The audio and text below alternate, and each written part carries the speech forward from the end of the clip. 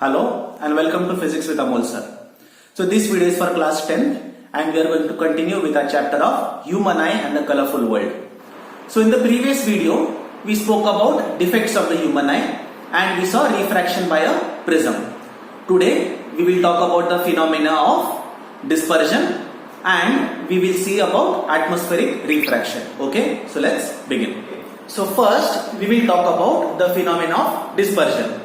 Dispersion is defined as the splitting of light into its constituent colors. Now what is the meaning of this? Now of course I am sure you have seen on the road if there is some oil that has fallen down, okay, and if there is some water on it, okay, so if you have got some water and some oil is there, so you will see some various kind of colors on the road, okay, or if you take your plastic scale, okay, you take a plastic scale and you look through it, okay, and if you look at the tube light with your plastic scale, sometimes you are able to see some colors, okay.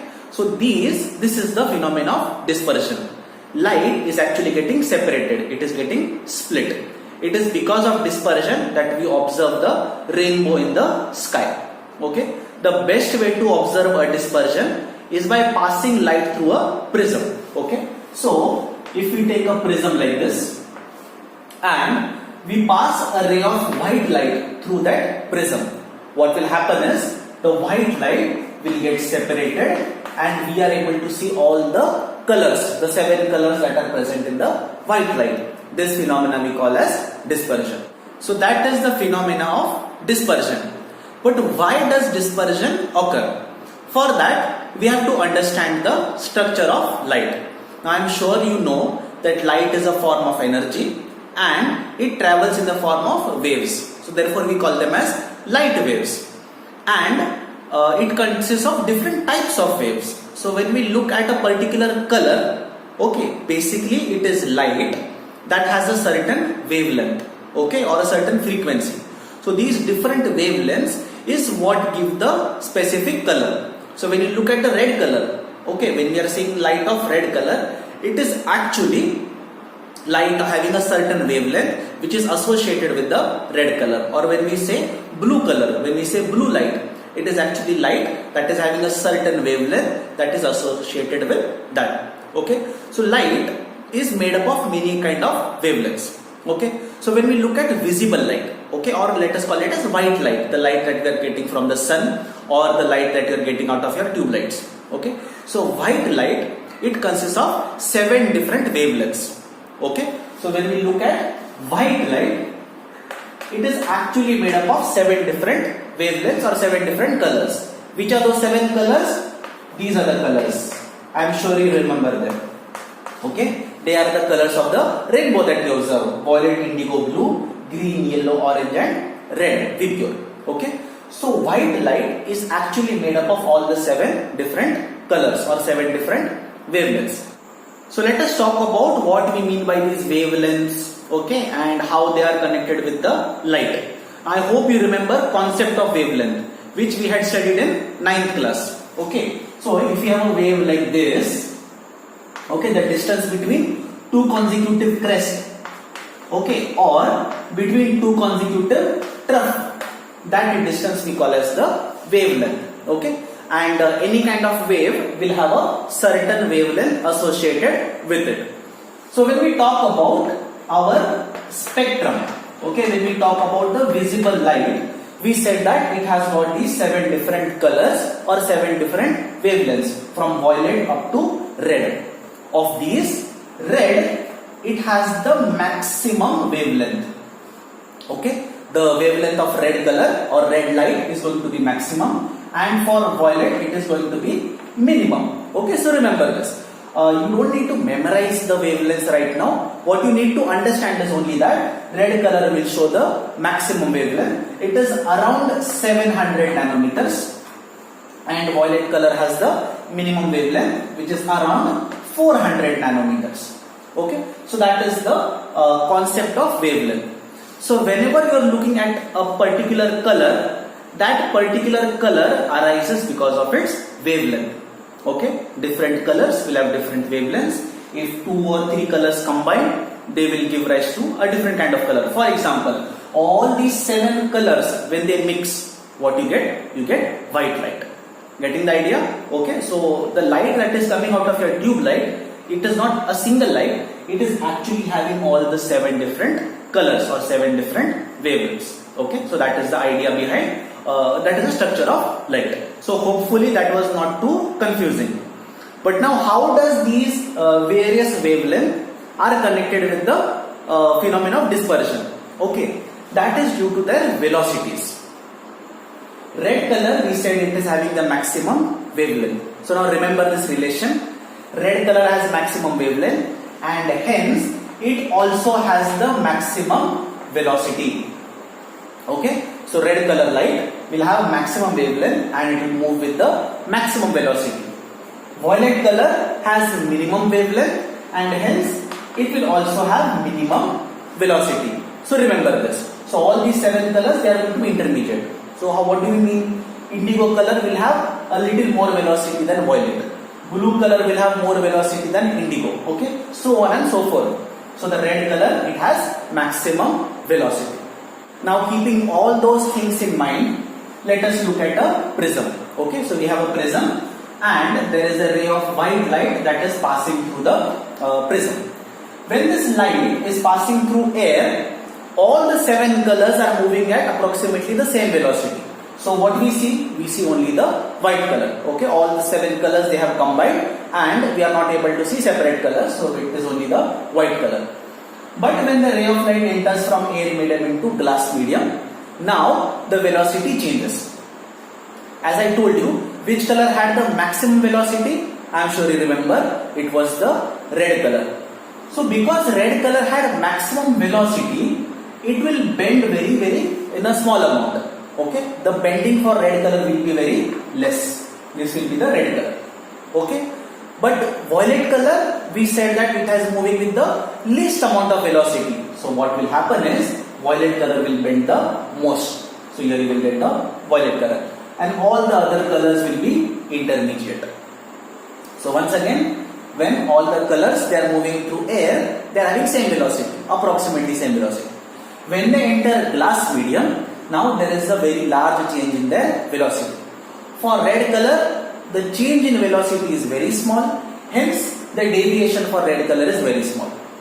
Violet color, change in velocity is very large, hence the deviation is also very large. When the colors come out here, they have separated even more. Okay, so what happens is, if you place a screen on this side, you will be able to see all the 7 different colors like this: violet, indigo, blue, green, yellow, orange and red. When you observe this, this is called as a spectrum. Okay, we are able to see the bands of the colors. Okay, that is called as a spectrum of white light, and this phenomena we call as dispersion. So whenever white light, it passes through a prism, it tends to separate. And what does it separate into? It separates into its constituent colors. So because the white light already had 7 colors, it is able to separate into the 7 colors. If we have a particular light that is made up of only 2 colors, in that spectrum we will observe only 2 colors. But if let us say you have a ray of light that is made up of only 1 color, monochromatic. Okay, light that is of only 1 color is called as monochromatic. So if monochromatic light is passed through the prism, on the other end you will see only single color. Okay, that spectrum will not separate. So prism, what it does, it is only able to separate light into its parts, whatever parts it is actually made up of. Okay, so that is phenomena of dispersion. So the phenomena of dispersion is very interesting. Okay, and what you saw here, that when light is passing from the prism, it is getting separated. So we are actually able to analyze what kind of light it is based on what is the spectrum that we are observing.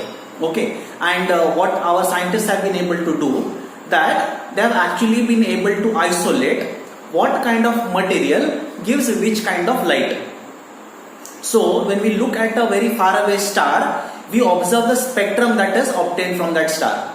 Based on that, we can actually predict what are the gases that are present on those stars or the other planets.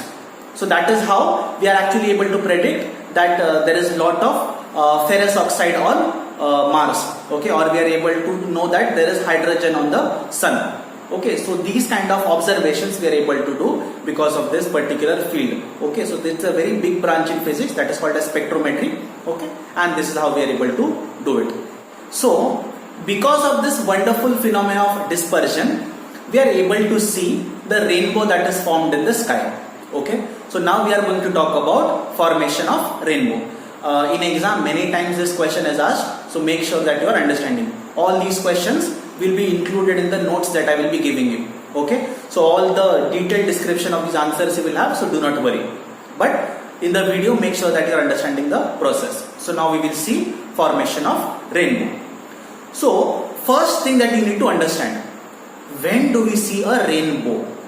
Rainbow is seen only in that condition when it is raining and the sun is visible, right? Now many of you will say that, sir, we notice the rainbow after the rain has come. But see, that is not the case. If there is no rain, you cannot see the rainbow. That is why it is called as the rainbow, right? So you can only see the rainbow when it is actually raining. But yes, what you have observed is that outside your window, you are not seeing the rain, but still you are seeing the rainbow. Reason is that it is raining much farther away from you. Okay. So remember, there has to be rain for us to be able to see the rainbow. So when do we see the rainbow? Let us say this is where we are, observer O.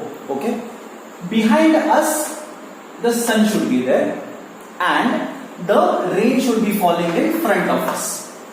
Okay, once again, if this is the observer, this is where we are looking at, right? So at our back the sun should be there and in front of our eyes the rain should be falling. If this is the situation, only then rainbow is observed.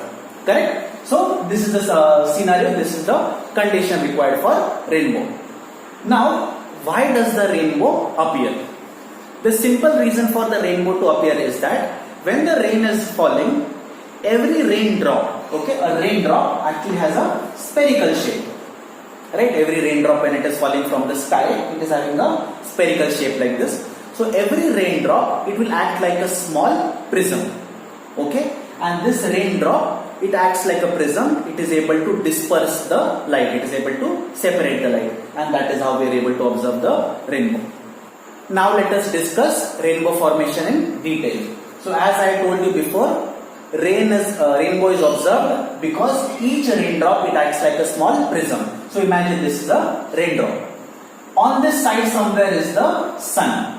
Okay, so the sunlight will hit our raindrop like this. When light enters from air medium into water medium, it will undergo dispersion because as we said, it is acting like a prism. So dispersion, in dispersion what will happen? All the 7 colors will get separated in this manner. Okay, so the colors are getting separated now.